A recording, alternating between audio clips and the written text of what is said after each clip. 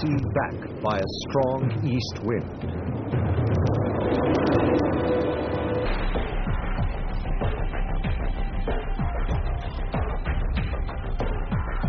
For years, explorers have searched for evidence of the miracle of the parting of the sea.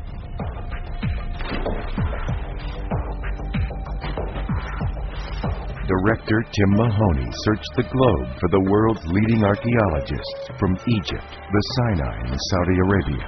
He also interviewed scientists specializing in DNA archaeology, bone analysis, coral analysis, and geography, uncovering startling new evidences of the Exodus that are reshaping our understanding of these ancient events. The filming of this investigation lasted 7 years and involved Dr. Leonard Moeller, a DNA research scientist who investigated the biblical accounts with a uniquely scientific approach.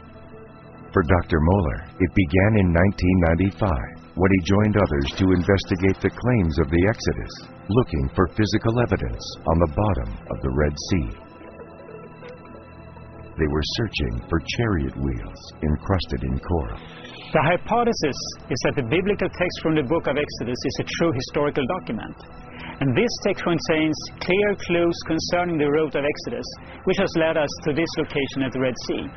Egyptian army, overturning chariots, drowning all the horses and soldiers.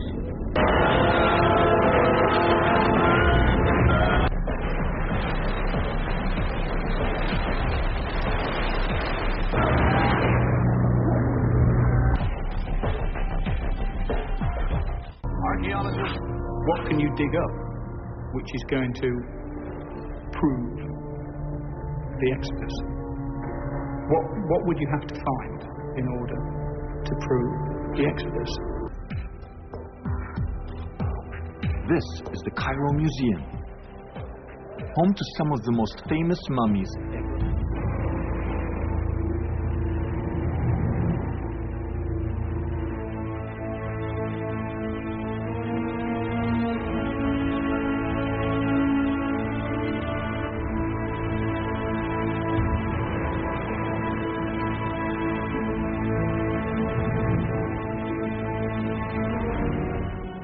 Here is the man who confronted Moses.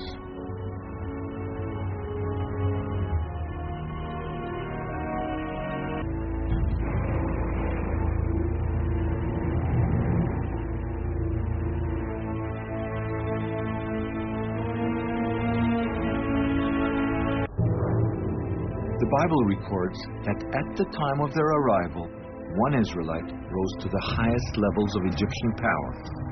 His name was Joseph, son of Yaakov, Jacob in English, and he became so powerful that he wore on his finger the seal of royal authority. Professor Manfred Bitak found no less than 9 seals worn by Joseph's court officials. Inscribed right on them is the Hebrew name Yaakov, Joseph's father. It's very strange that we found 9 seals with the name Jacob here. It's a biblical name, by the way. The original was probably mounted on a ring worn on the finger, and this gives us a new puzzle. To support our new biblical timeline, we needed to find alphabetic inscriptions carved by slaves some 3,500 years ago. In our wildest dreams, they would also mention the biblical god, El.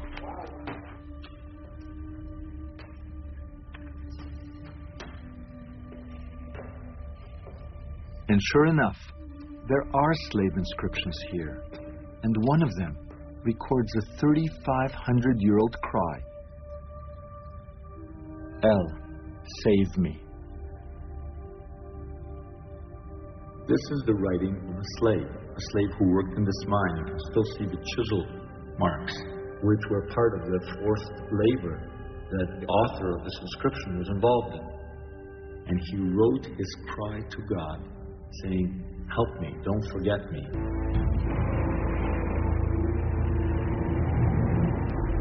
Incredibly, there is an Egyptian papyrus that tells the exact same story. It's called the Ipuwer papyrus.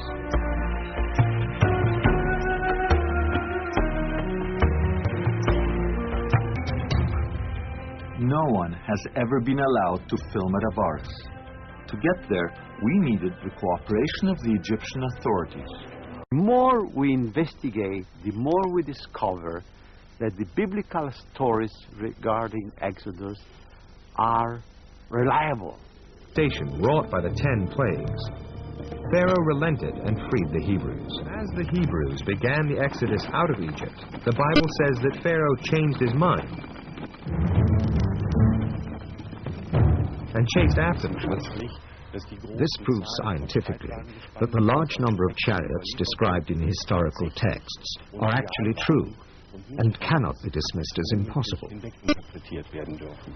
Allowed the abomination of the gods, the immigrants, to depart, the earth swallowed their footsteps.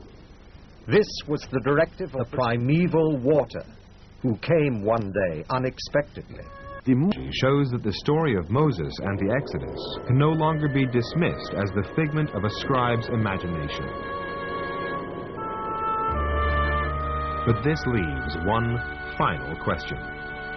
How did the Bible get so many of its facts right? Explain why the archaeological record matches so well the biblical accounts. The bondage of the Hebrews, Moses' upbringing in Pharaoh's palace, the 10 plagues of Egypt, the parting of the Red Sea, and the 10 Commandments. The Bible remains the foundation of faith for 2/3 of the world's population. The modern age is also rediscovering it as a tool for understanding. Let's put all the data together on the table, and then let's hash it out and see what the most likely scenario is, and let the viewer decide. It was just exciting to see those divers with their films and showing the chariot wheels and the chariots down underneath the water. It was fantastic. I thought I knew a lot about the subject, but I learned so much. The facts, the scientific approach is riveting. This movie is going to rewrite the history books. It'll rewrite the conventional wisdom of what we think about how the Exodus occurred.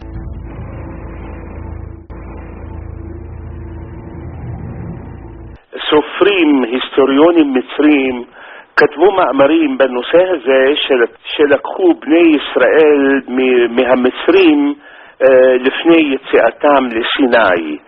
והסופרים ההיסטוריונים האלה אמרו שאנחנו רוצים פיצוי ויש אסמכתה לזה כי זה מעוגן בתורה שבני ישראל הלוו תכשיטי זהב מהמצרים כדי לחגוג ולהחזיר אותם, אבל לא החזירו.